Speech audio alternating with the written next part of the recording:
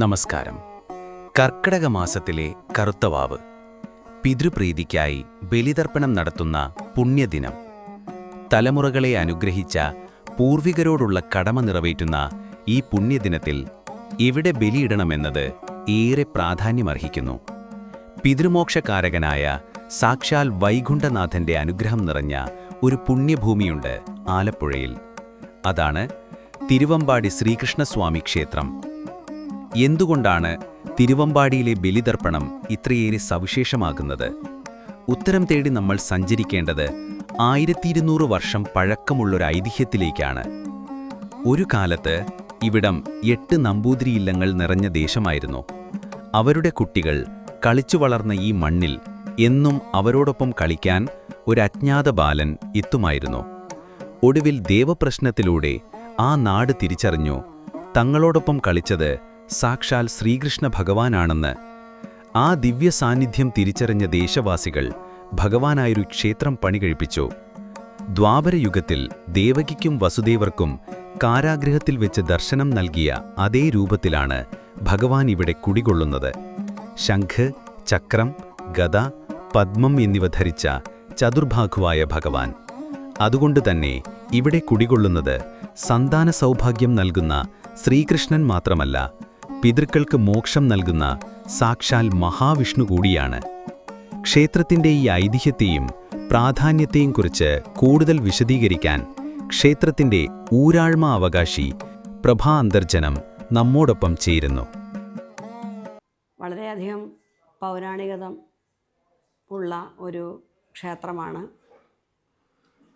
ശംഖചക്രഗദ പത്മധാരിയായിട്ടുള്ള സാക്ഷാൽ ശ്രീഹരിയായും സന്താനഗോപാലമൂർത്തിയായിട്ടും ലക്ഷ്മീനാരായണ സ്വാമിയായിട്ടും പല ഭാവത്തിൽ പല പൂജകളിൽ ആരാധിക്കപ്പെടുന്ന ഭഗവാന്റെ ഏറ്റവും പ്രധാനപ്പെട്ട ദിവസം കർക്കിടക മാസത്തിലെ കറുത്തവാവ് ദിവസമാണ്. അങ്ങനെയാണ് പിതൃമോക്ഷപ്രദായകൻ എന്നുള്ള ഒരു പ്രശസ്തി അദ്ദേഹത്തിനുണ്ടാവുന്നത്. അതിനൊരു ഐതിഹ്യം പറയുന്നത് തിരുവമ്പാടി ശ്രീകൃഷ്ണസ്വാമി ക്ഷേത്രം 5 ഊരാഴ്മ ഇല്ലങ്ങളുടേതാണ്. ആ ഊരാഴ്മ ഇല്ലങ്ങളിലെ കുട്ടികൾ കളിച്ച് വന്നുകൊണ്ടിരുന്നപ്പം ഒരു കുട്ടിയെ കൂടുതലായിട്ട് കണ്ടു എന്നും അങ്ങനെ ദേവപ്രശ്ന വിധിയാൽ അത് ഭഗവാനാണെന്ന് കണ്ട് പ്രതിഷ്ഠ കഴിച്ചു എന്നും അങ്ങനെ ആരാധിച്ചു വരുന്ന വേളയിൽ ദേശാടനം നടത്തുന്ന സമയത്ത് വില്ലുമംഗല സ്വാമിയാർ അമ്മയുടെ ബലിക്ക് വേണ്ടിയിട്ട് തിരുവമ്പാടി ഭഗവാന്റെ പടിഞ്ഞാറെ കുളത്തിൽ ബലിയിട്ടു എന്നും അന്നു മുതൽ ബലിതർപ്പണത്തിന് ഭക്തജനങ്ങൾക്ക് വിശ്വാസം വരികയും മറ്റ് ക്ഷേത്രങ്ങളിലെ എല്ലാം കടലിനോടോ പുഴയോടോ ഒക്കെ അനുബന്ധിച്ചാണ് ബലിതർപ്പണാദികൾ ചെയ്യാറുള്ളതെങ്കിലും ശ്രീകൃഷ്ണമൂർത്തി മാത്രമാണ് ഒരു കുളത്തിനെ ആധാരമാക്കിക്കൊണ്ട് ബലിതർപ്പണങ്ങൾ നടന്നു വരുന്നത്. പിന്നീട് നമുക്ക് ഒരു അത്ഭുതമെന്ന് പറയുന്നത് ഇന്നും ഭഗവാൻ എത്രമാത്രം അത് ജനങ്ങൾ വിശ്വസിക്കുമെന്നുള്ളതല്ല, ഇന്നും അത്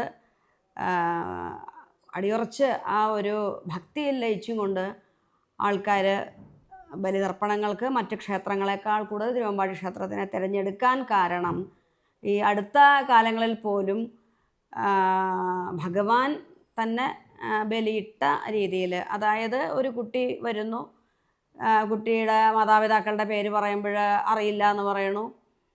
അങ്ങനെ കുട്ടി ബലിയിട്ട് കുറച്ച് നേരം കഴിഞ്ഞപ്പം പടിഞ്ഞാറെ കവാടത്തിൽ കൂടെ കയറി അകത്തോട്ട് പ്രവേശിച്ചെന്നും പിന്നെ കണ്ടില്ല എന്നും ആ സമയങ്ങളിൽ ബലി തർപ്പണാദി കർമ്മങ്ങൾ ചെയ്തിട്ടുള്ള ഭക്തർ പറഞ്ഞ് കേട്ടിട്ടുള്ള അറിവാണ്. ആ കുട്ടിയെ നമ്മൾ ഒന്ന് നോക്കാൻ വേണ്ടിയിട്ട് ശ്രമിച്ചപ്പോഴും CCTVയിൽ വ്യക്തമായ ഒരു മുഖം, ആള് പോണത് കാണാമെങ്കിലും വ്യക്തമായൊരു മുഖം തെളിച്ചെടുക്കാൻ സാധിക്കാതെ വന്നതുകൊണ്ട് അത് ഭഗവാനാണെന്നും അതിനുശേഷം വളരെയധികം തിരക്ക് കഴിഞ്ഞ വർഷങ്ങളിലൊക്കെ പല ക്ഷേത്രങ്ങളിലും പിന്നെ 2 ദിവസങ്ങളൊക്കെ എടുത്തിട്ടും തിരുവമ്പാടി ക്ഷേത്രത്തിൽ 2-ാം ദിവസം ആണ് അന്ന് എടുത്തത്. അന്നും വളരെയധികം തിരക്കായിരുന്നു. അപ്പം തിരുവമ്പാടി ക്ഷേത്രത്തിൻ്റെ ഒരു പ്രത്യേകത എന്താണെന്ന് വെച്ചാൽ വാവ് ഉള്ള സമയത്ത് ബലിതർപ്പണങ്ങൾ ചെയ്യുന്നു. വാവുള്ള സമയത്ത് തന്നെ ഭഗവാന്റെ മുമ്പിൽ ബലിതർപ്പണത്തിനുള്ള ചോറുകൾ പടച്ചോറ് ഉണ്ടാക്കുന്നു. അങ്ങനെ എല്ലാം ശ്രീകൃഷ്ണസ്വാമിയുടെ മുന്നിൽ ഭഗവാന്റെ സാന്നിധ്യ സമയം അതീവ പ്രാധാന്യം കൊടുക്കുന്നത് വാവ് ഉള്ള സമയം കണക്കാക്കി ആയതുകൊണ്ട് തന്നെ വാവ് തുടങ്ങിയാൽ പോലും നമുക്ക് തിരിച്ചറിയാനായിട്ട് സാധിക്കും. ആ സമയത്ത് മഴ, ഒരു കാലാവസ്ഥയുടെ കാറ്റ്, ഇങ്ങനെയൊക്കെയുള്ള പല പ്രകൃതിപരമായിട്ടുള്ള പല മാറ്റങ്ങളും വരാറുണ്ട്. അങ്ങനെ വളരെയധികം വിശ്വാസത്തോടു കൂടി തന്നെ കർക്കിടകവാവ് ബലികൾ ഈ വർഷവും നടത്തി വരാനായിട്ട് പിന്നെ തീരുമാനിച്ചിരിക്കുന്നു. അതെ, വിൽവമംഗലം സ്വാമിയാർ പോലും തെരഞ്ഞെടുത്ത ഈ പുണ്യസന്നിധിയിൽ ബലിയിടുക വഴി പിതൃമോക്ഷത്തിന് മറ്റെന്താണ് വേണ്ടത്? അതുകൊണ്ട് തന്നെയാണ് കർക്കിടകവാവ് ദിനത്തിൽ ആയിരങ്ങൾ ഇവിടേക്ക് ഒഴുകിയെത്തുന്നത്. ഈ വർഷത്തെ കർക്കിടകവാവിനോടനുബന്ധിച്ച് വിപുലമായ ഒരുക്കങ്ങളാണ് ക്ഷേത്രത്തിൽ നടക്കുന്നത്. 3 ദിവസങ്ങളിലായി നീണ്ടുനിൽക്കുന്ന പ്രത്യേക പൂജകളാണ് പിതൃപ്രീതിക്കായി ഒരുക്കിയിരിക്കുന്നത്. ഒരുക്കങ്ങളെക്കുറിച്ച് ക്ഷേത്രം അഡ്മിനിസ്ട്രേറ്റർ ഓമനക്കുട്ടൻ പറത്താനം വിശദീകരിക്കുന്നു. നമസ്കാരം. ആലപ്പുഴ തിരുവമ്പാടി ശ്രീകൃഷ്ണസ്വാമി ക്ഷേത്രം ആലപ്പുഴയിലെ തന്നെ പുരാതനമായ ഒരു വൈഷ്ണവ സന്നിധിയാണ്. പിതൃമോക്ഷ വഴിപാടുകൾക്ക് ഏറ്റവും പ്രാധാന്യമുള്ള ആലപ്പുഴയിലെ ഒരു വൈഷ്ണവ സന്നിധിയാണ്. നിത്യവും പിതൃമോക്ഷ വഴിപാടുകൾ നടക്കുന്ന ഒരു ക്ഷേത്രം കൂടിയാണ്. നിത്യബലി കൂടാതെ തന്നെ എല്ലാ അമാവാസി തോറും ഇവിടെ വിശേഷാൽ തിലോഹോമം നടത്തി വരുന്നുണ്ട്. എല്ലാ ദിവസവും നിത്യബലിയും പിതൃമോക്ഷ വഴിപാടുകളും തിലോഹോമവും നടക്കുന്ന ഒരു ക്ഷേത്രമാണ്. ഭഗവാനെപ്പറ്റി പറയുവാണെങ്കിൽ പിതൃമോക്ഷപ്രദായനായ സങ്കല്പിച്ചുകൊണ്ട് വിശ്വസിച്ചുകൊണ്ട് രാവിലെ എതിർത്ത് പൂജയ്ക്കാണ് പിതൃമോക്ഷ വഴിപാടുകൾ ക്ഷേത്രത്തിൽ നടക്കുന്നത്. പന്തീരടി പൂജയ്ക്ക് പുഷ്പാഞ്ജലി വഴിപാടുകൾ നടക്കും. ബാക്കി പൂജകളൊക്കെ ലക്ഷ്മീനാരായണ പൂജ, വിഷ്ണു പൂജ തുടങ്ങിയ പൂജകളൊക്കെ ഉച്ചപൂജയ്ക്ക് നടത്തി അത്താഴപൂജയും കൂടി ചേർത്ത് 5 പൂജകളാണ് ക്ഷേത്രത്തിൽ ഉള്ളത്. വിപുലമായ സൗകര്യങ്ങൾ ദേവസ്വം പിതൃബലി തർപ്പണത്തിന് ഏർപ്പെടുത്താറുണ്ട്. ദേവസ്വം ബലിത്തറ കൂടാതെ കണ്ട് തന്നെ മറ്റ് കർമ്മികളും വന്ന് ധാരാളം ബലിതർപ്പണ തറകൾ ഒരുക്കാറുണ്ട്. സ്ത്രീകൾക്ക് പ്രത്യേകമായിട്ട് ബലിതർപ്പണത്തിനുള്ള സൗകര്യങ്ങൾ ചെയ്യുന്നുണ്ട്. പുലർച്ചെ 3 മണിക്ക് നട തുറന്നാൽ 3:30 മുതൽ ക്ഷേത്രത്തിൽ നിന്നും ദീപം ദേവസ്വം ബലിത്തറയിലോട്ട് പകർന്ന് ബലിതർപ്പണം ആരംഭിച്ച് രാവിലത്തെ ശീവേലിക്ക് ശേഷം രാവിലത്തെ ശീവേലി 6 മണിക്ക് നടന്ന് ഒരു 6:15 കൂടി തന്നെ ചാവൂട്ട് കൂട്ട നമസ്കാരം പ്രസാദമായ ചോറുകൾ വിതരണം ചെയ്യും. കർക്കിടകവാവെന്ന് പറയുന്നത് നമ്മൾ സാധാരണ എല്ലാ ക്ഷേത്രങ്ങളിലും ഇപ്പം നടത്തുന്നുണ്ടെങ്കിലും തിരുവമ്പാടി ശ്രീകൃഷ്ണസ്വാമി ക്ഷേത്രത്തിനെ സംബന്ധിച്ച് പറയുകയാണെങ്കിൽ ഭഗവാന്റെ 5 ആട്ടവിശേഷങ്ങളിൽ ഒന്നാണ് കർക്കിടകവാവ്. ശിവേലിയും ശ്രീബുദ്ധബലിയും തുടങ്ങിയ വിശേഷാൽ പൂജകൾ ഉൾപ്പെടെ ധാരാളം ചടങ്ങുകൾ ക്ഷേത്രത്തിലുണ്ട്. കർക്കിടകവാവ് ഭഗവാന്റെ ഒരു ആട്ടവിശേഷങ്ങളിൽ പെടുന്നതാണ്. വാവിൻ്റെ അന്ന് ശരിക്കും പറഞ്ഞു കഴിഞ്ഞാൽ വെളുപ്പിനെ വാവ് വരത്തക്ക രീതിയിലാണ് ആട്ടവിശേഷങ്ങൾ എടുക്കുന്നത്.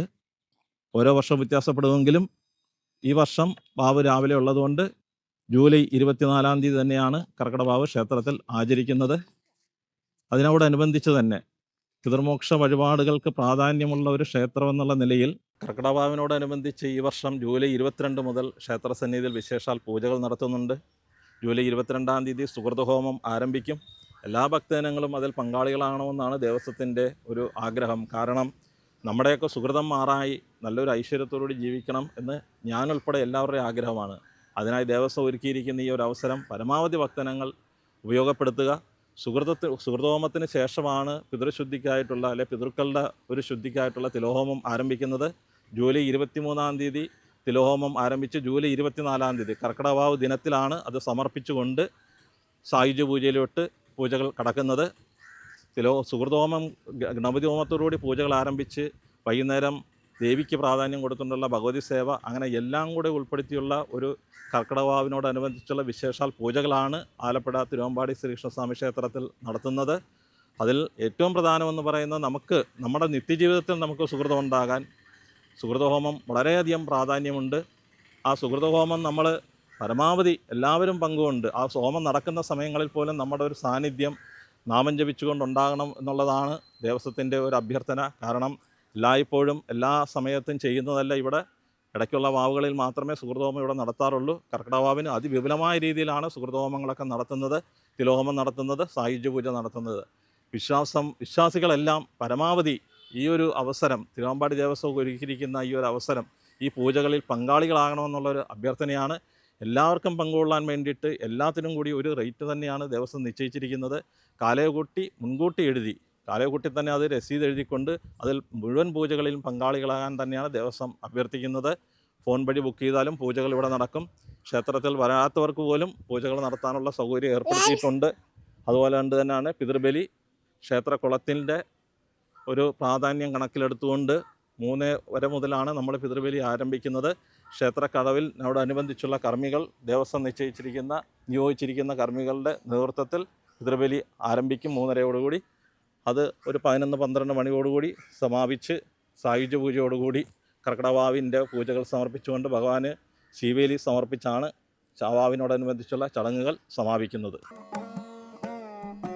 പിതൃക്കൾക്ക് മോക്ഷം നൽകി അവരുടെ അനുഗ്രഹം നേടാൻ ലഭിക്കുന്ന ഈ അവസരം ഭക്തജനങ്ങൾക്ക് പ്രയോജനപ്പെടുത്താവുന്നതാണ്.